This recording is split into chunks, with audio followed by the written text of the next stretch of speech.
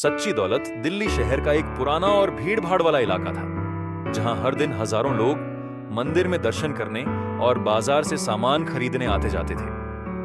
उसी मंदिर के बाहर पत्थर की सीढ़ियों पर रघु नाम का गरीब आदमी बैठा रहता था। रघु का जीवन बहुत कठिन था। वह बचपन से ही निर्धन था। उसके माता-पिता की मृत्यु जल्दी हो गई थी और उसे किसी ने अपनाया नहीं। अनपढ़ और अकेला होने के कारण उसे कोई नौकरी भी नहीं मिली। जीवन की गाड़ी किसी तरह खींचने के लिए उसने मंदिर के बाहर भीख मांगना शुरू कर दिया। उसका दिन कुछ इस तरह गुजरता। सुबह मंदिर की घंटियां बजते ही वह अपनी जगह पर बैठ जाता। हाथ में पुराना सा कटोरा होता और आते जाते लोगों से कहता, माँ कुछ दे दो, भूखा हूं। बाबूजी दया कर दो, 2 दिन से पेट खाली है। कुछ लोग उसे सिक्का डाल देते, कुछ लोग प्रसाद का लड्डू दे जाते, तो कुछ लोग घृणा से देखते और अनसुना करके आगे बढ़ जाते। रघु को यह सब सामान्य लगने लगा था। उसका पूरा जीवन इसी मांगने में बीत रहा था, लेकिन उसके मन के किसी कोने में हमेशा यह कसक रहती थी कि वह दूसरों की तरह सम्मान से क्यों नहीं जी सकता। एक दिन दोपहर के समय जब धूप तेज हो चुकी थी और मंदिर में भीड़ थोड़ी कम हो गई थी, तब वहां से एक साधु गुजर रहे थे। साधु की आंखों में गहराई थी और चेहरे पर अद्भुत शांति।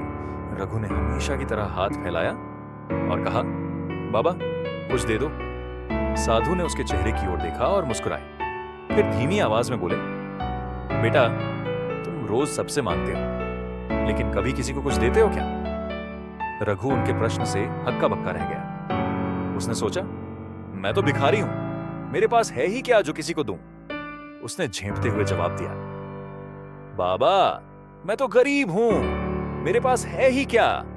मैं तो खुद दूसरों पर निर्भर हूं, मैं देने लायक कहां हूं? साधु ने उसकी आंखों में देखकर कहा, याद रखो, देने के लिए हमेशा पैसे की जरूरत नहीं होती।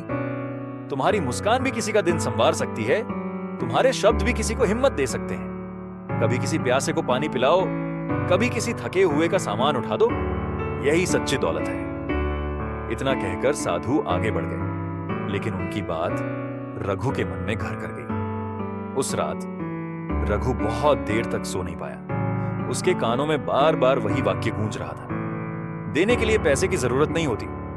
वह सोचने लगा, क्या वाकई मैं भी कुछ दे सकता हूं? अब तक मैंने केवल मांगना ही सीखा है, लेकिन अगर देने से जीवन बदल सकता है तो क्यों ना मैं भी कोशिश करूं। अगले दिन से उसने एक छोटा संकल्प लिया। उसने तय किया कि जो भी उसे कुछ देगा वह उसे केवल धन्यवाद नहीं कहेगा, बल्कि मुस्कुराकर दुआ भी देगा।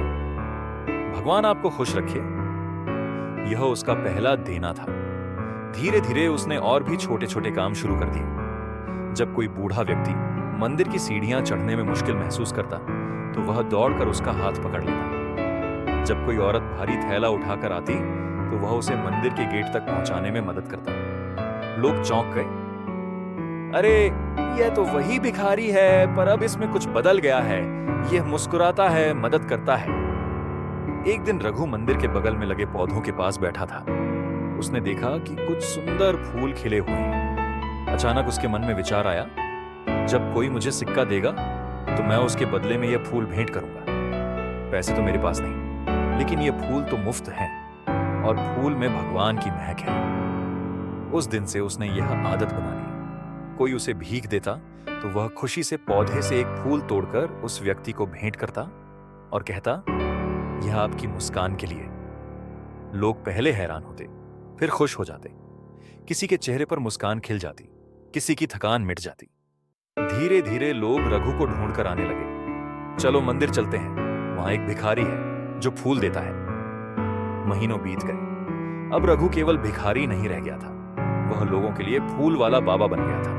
उसकी मुस्कान और उसके शब्द लोगों को खींच लाते थे। एक व्यापारी जो रोज मंदिर आता था, उसने रघु को देखकर कहा, भाई तुम तो गरीब होकर भी अमीर हो। तुम्हारे पास धन नहीं, लेकिन दिल की दौलत है। तुम्हें देखकर हमें सच्चा इंसान बनने की प्रेरणा मिलती है। रघु ने नम्रता से जवाब दिया, मैंने तो बस यही सीखा है कि जब तक हम केवल मांगते रहते हैं हमें कभी संतोष नहीं मिलता, लेकिन जब हम देना शुरू कर देते हैं तो भीतर से आत्मा खुश हो जाती है। समय बीतता गया। धीरे धीरे रघु की पहचान दूर दूर तक फैल गई। कई लोग उसकी मदद करने लगे। किसी ने उसके लिए एक छोटी सी झोपड़ी बना दी, किसी ने कपड़े दिए, किसी ने खाने का इंतजाम कर दिया। लेकिन रघु कभी केवल लेने वाला नहीं रहा। उसने हमेशा देने की अपनी आदत बनाए रखी। जब किसी भूखे को देखता तो अपना खाना बांट देता, जब किसी दुखी को देखता तो उसे हिम्मत देता, जब किसी बच्चे को देखता तो फूल पकड़ाकर हंसा देता।